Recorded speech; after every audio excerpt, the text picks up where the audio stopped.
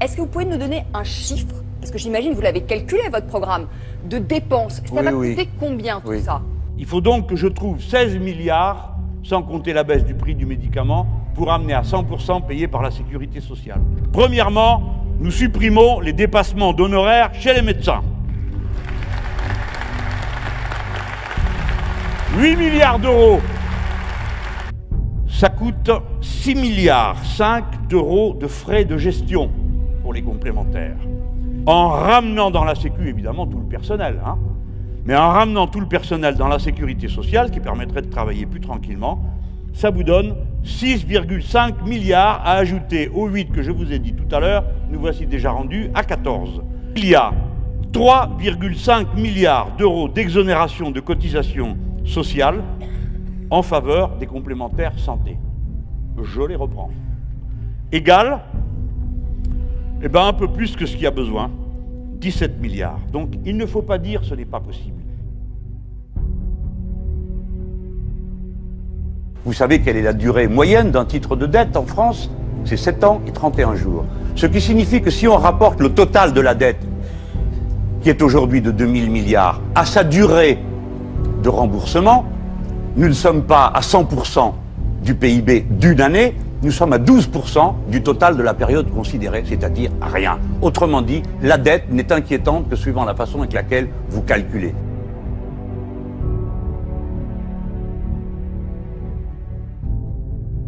Alors si aujourd'hui les fanatiques en ont après les musulmans, nous vous disons que nous n'avons pas envie de nous fâcher avec les musulmans parce que les musulmans sont les Français qui croient à une religion et d'autres ont d'autres religions et nous voulons vivre ensemble. Et d'ailleurs, vous ne servez à rien. Depuis 40 ans, qu'à distiller de la haine.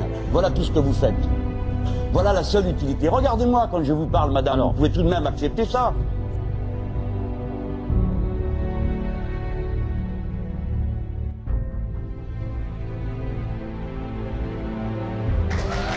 Je voudrais, millionnaire, milliardaire, vous rappeler quelque chose que vous avez perdu de vue.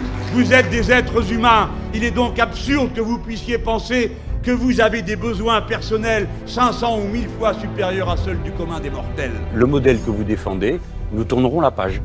Parce que le modèle productiviste, les pesticides partout, vous êtes en train d'épuiser la terre, de la pourrir, l'eau, l'air et votre propre santé, madame. Le principal problème du coût du travail, pour moi, c'est pas l'ouvrier, c'est le patron. Vous avez réussi à trouver des ouvriers qui vous coûtent moins cher, nous trouverons des patrons qui coûtent moins cher.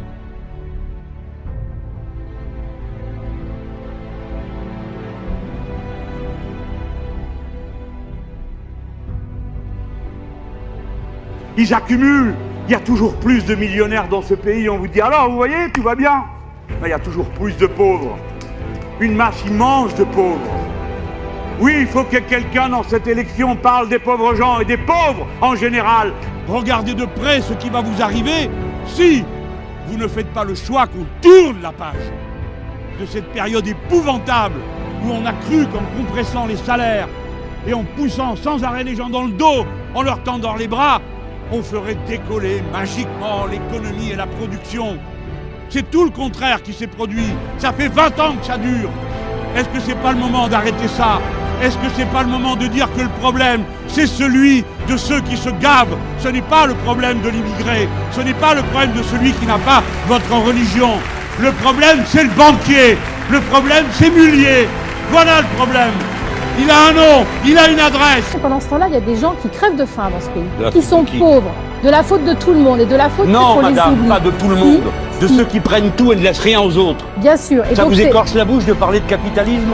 Vous pouvez dire ici que le capital a été rémunéré aujourd'hui comme jamais dans l'histoire. Avant, on travaillait 10 jours pour payer les actionnaires, maintenant 40 jours. Voilà pourquoi les gens sont pauvres, ça tombe pas du ciel. Qu'est-ce qui nous empêche aujourd'hui d'obliger ceux qui possèdent des capitaux en France à placer en France? Pourquoi 70% de la dette française est-elle collectée à l'échelle internationale? Pourquoi 1 euro sur 2 des compagnies d'assurance sont placées à l'étranger, en dehors de France? Pourquoi c'est comme ça? Est-ce que cet argent n'est pas d'abord nécessaire ici? Et vous, tout ce que vous avez à répondre, c'est « Monsieur Mélenchon, vous faites le clown, moi je m'occupe de la vie des gens ». Je suis comme vous, je souffre de voir ça. Je ne veux plus vivre dans un océan de malheur. J'en ai plein d'eau qu'il y a des gens par terre dans la rue, en train de dormir avec des gosses maintenant, aussi qui meurent de froid. Vous aussi, je pense. Alors écoutez-moi et suivez-moi. Nous sommes condamnés à tout détruire autour de nous. Tout détruire. Voilà ce qui est en cause.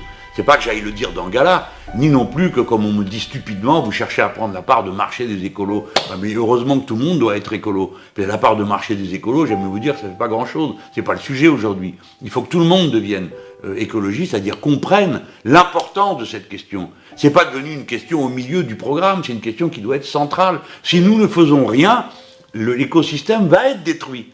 Vous avez compris ça, les gens? Va être détruit là, sous vos yeux.